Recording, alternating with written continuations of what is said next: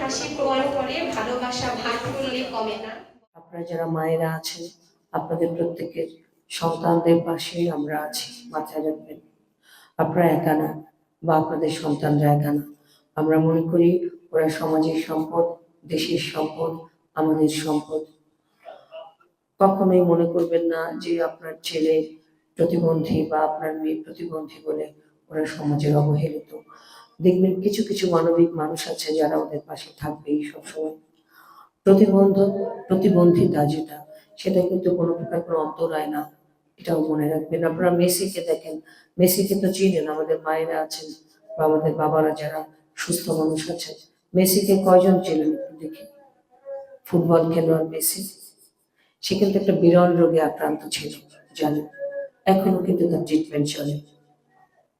তার যে উদ্যম, সেটা কি কমে গেছে? কমেনি। এটা হচ্ছে ইচ্ছা শক্তি, চাওয়া।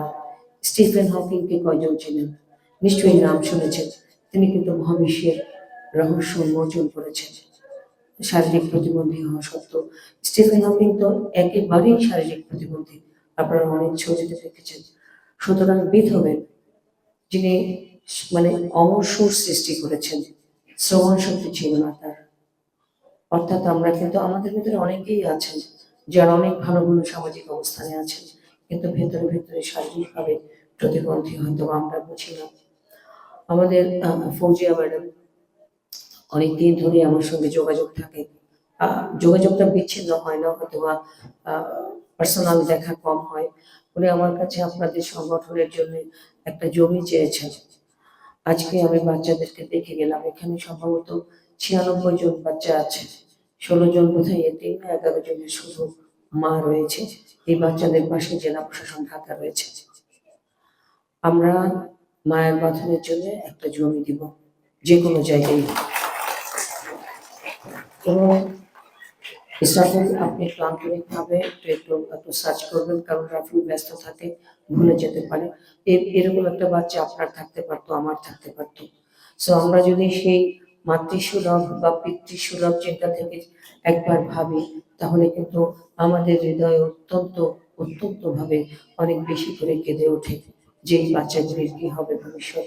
যা হোক, আমরা অতি স্বল্প সময়ের ভেতরে আজকে থেকে গিয়েই আমরা চেষ্টা করব, অতি স্বল্প সময়ের ভেতরে আমি ম্যাডামকে বলবো আমার সঙ্গে যেন যোগাযোগ রাখেন। আমরা একটা জায়গা এবং চেষ্টা করব ঢাকা মহানগরীর ভেতরে কোনো একটা চমৎকার জায়গা, যাতায়াত ব্যবস্থা যেখানে সুব্যবস্থা রয়েছে, বা যেটা হাইল্যান্ড আছে, সেরকম একটা জায়গা দিতে, যাতে আপনাদের কোনো একটা অবকাঠামো নির্মাণ করতে গেলে টাকা পয়সা কম খরচ করতে হয়।